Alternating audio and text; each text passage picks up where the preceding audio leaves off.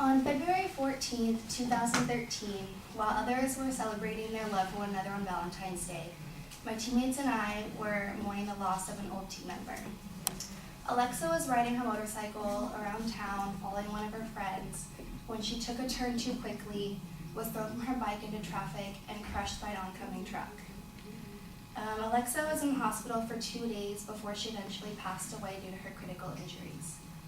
Personally, one of my biggest fears has always been the idea of being thrown from a vehicle that I was in. I'm a very strong advocate for always wearing my seatbelt, but after what had happened to Alexa, I find myself being extra cautious. Over the past week, I have conducted research and found statistics about seatbelts and laws for them, and feel it is important for me to share what I have learned. My goal for today is to describe for you guys the main reasons why primary seatbelt laws should be mandatory in all 50 states. Although many people don't follow this law every day every time they get into a car, I'm sure most of you know that it's illegal to drive around without a seatbelt in the state of California. And and you can actually be ticketed for this offense alone. However, in 17 out of our 50 states, there are no primary seatbelt laws currently in effect.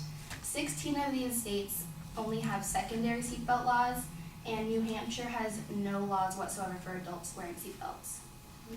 According to the Governor's Highway Safety Association, the difference between a primary and a secondary seatbelt law is the fact that with a primary seatbelt law, an officer can pull you over solely for the fact you're not wearing your seatbelt and give you a citation, whereas under a secondary seatbelt law, you can only receive a seatbelt violation if you're also committing another traffic offense. Primary seatbelt laws help to better enforce people to wear their seatbelts when in a car by providing some incentives. Today I will discuss how having primary seatbelt laws mandatory in all 50 states will help to reduce injuries, save people money, but most importantly help save lives. First off, I'm going to talk to you guys about how these seatbelt laws will help to reduce injuries.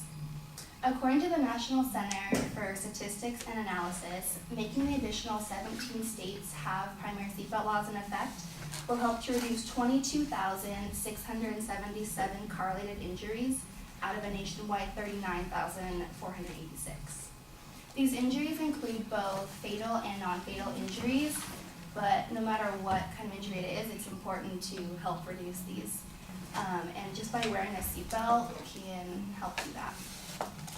Seatbelts are something that most Americans overlook all the time, but in an article from the National Highway Traffic Safety Administration, they state that wearing a seatbelt is the best defense for an occupant in a motor vehicle crash.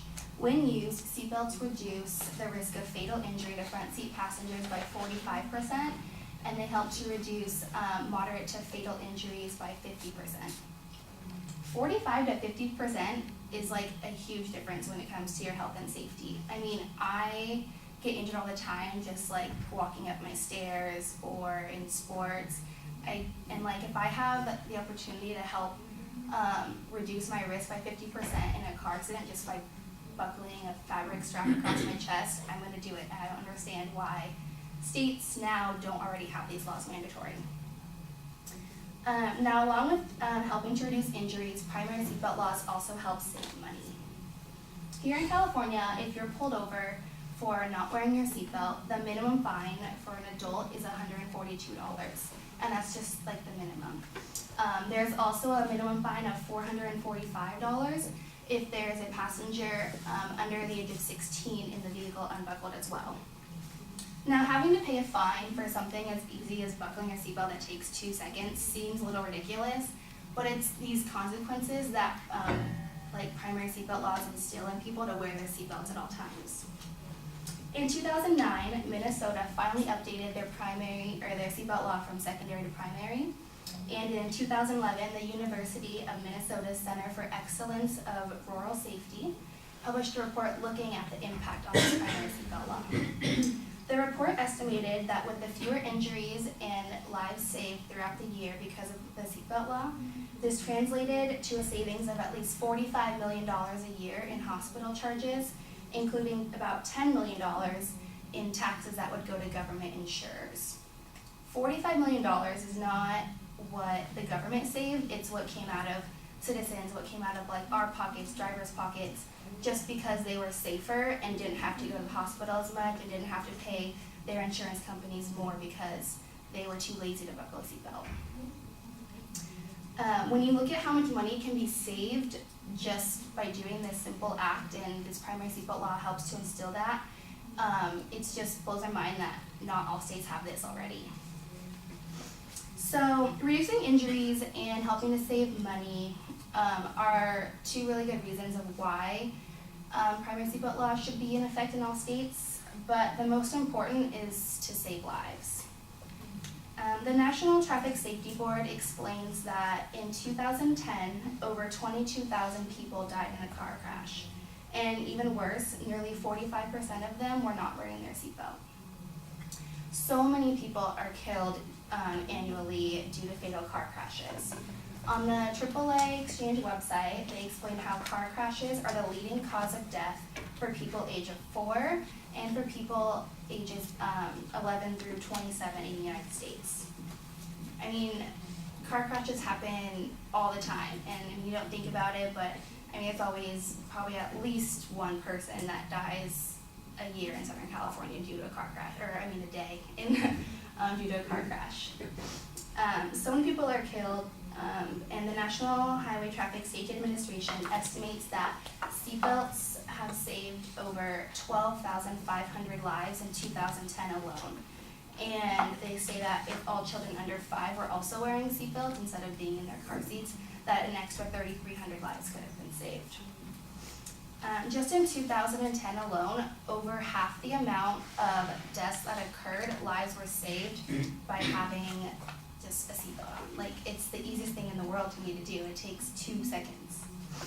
And having these primary seatbelt laws will help people to better enforce themselves to always do them. Car accidents are something that happen every day and everywhere, and are not something that can be avoided. But I feel that as human beings, we should want to do everything in our power to help reduce the amount of injuries and hospital trips and even funerals that may follow. Putting a seatbelt on seriously takes no time at all, and the time it takes for you to do it could save your life. Primary seatbelt laws instill a sort of incentive of people to wear their seatbelt more often and should be mandatory in all of our 50 states. With the incentives and consequences that come with these primary seatbelt laws, it will help to reduce the amount of injuries that happen yearly, help save drivers money, and most importantly, help save lives. I hope that after you hear this speech, you will make sure to always buckle up and help spread the word of how influential it would be to have these primary seatbelt laws in effect throughout the United States.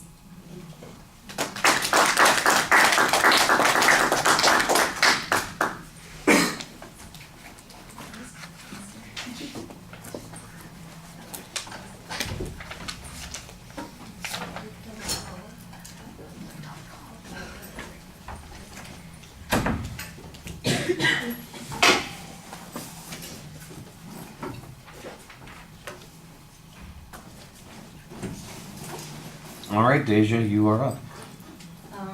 Pleasure was good. She had a good attention grabber, because at first I thought she was going to talk about drunk driving, but it wasn't even about that, so got my attention. Had a good structure. She spoke well to the audience, she kept eye contact, and she didn't even refer back to her notes except when she was just quoting somebody, an expert. It flowed right, and she ended it well too. She didn't just walk off. So I think overall she did a great job. Okay. I think on the delivery things, I'd agree with most of what you're saying. Maybe you could get a little bit more energy in your voice. Look, it's early, I know, and you start off talking about a personal experience, so that might subdue you a little bit, but it feels sometimes like the energy level is a little bit low, and you could pick it up a bit. But there's good variety in your voice, and that's nice. And I'd agree that you do an excellent job speaking to the audience. You're always talking to us, you're always looking at us, you're always engaging us. So that's exactly the kind of thing that we would want people to do. So I have no problems there. Sometimes it looked a little bit like you were slightly off balance while you're standing there, but it's probably just more I'm noticing those kinds of things. You look, just paying attention to most of the presentation, you look pretty comfortable, but every once in a while I look down and there are those feet crossed and or sitting sideways, and I go, why is she? Yeah. And usually it wasn't long, just a few seconds, but I would like notice it and then like adjust. yeah, it's just, and I know sometimes it's a natural thing for people. Some people stand that way naturally. Break the habit a little bit, be a little bit more forceful. It's not a huge problem. It's not just something to pay attention to, like we've talked about before. At this point, I'm hopefully mostly just pointing out things that people can do better instead of things that you screwed up on. Gesundheit. The content, I think, is pretty solid. I do think that you have a pretty good definition between the primary and the secondary type of enforcement. I think that that's good. You might even want to give that definition a little bit earlier, because you're already talking about the idea in the claim that you're making, and that's going to be before anybody even knows what it is that you're talking about. So it might make sense to use that definition as part of your transition to the body of the speech and to your particular claim, and then it's not coming after we're already wondering what the hell you're talking about. I mean, I pretty much understood what you were talking about, but I've heard those terms before. I think you need a little bit more information that shows that the primary enforcement of the laws makes a difference. And that means that you need to show that when states go from the secondary to the primary enforcement, there's been some sort of result. The best information you had on this point was the stuff from Minnesota, and all of it was talking about economic kinds of issues. It doesn't mention, I'm sure that there are injuries and deaths that's part of where those economic numbers come from, but we don't get any of that information. All we just get is, we say $45 million of taxpayers' money and $10 million of this and that's okay, but that's the stuff that people connect the least to. The lives being saved, I think that would be a little bit more important. And like I said, there are seatbelt laws in all the states. It's just a question of how they are enforced. The best piece of evidence that I think you had in the whole speech was the information that said I think it was 45% of the people who are killed in the accidents that we have weren't wearing seatbelts. That's basically the argument that you're talking about. We've got people who are dying in car accidents who weren't wearing seatbelts, and if they were, half of them wouldn't have died, based on the statistics that you presented. So how do we get those people to wear their seatbelts? Since we've already got this as the law and people know they're supposed to wear their seatbelts, we need to do something more. And the difference is that if we could have this primary enforcement, it would have that impact. That's, I think, the way the argument needs to build a little bit more. But you did a pretty good job developing those issues. All right. Thank you.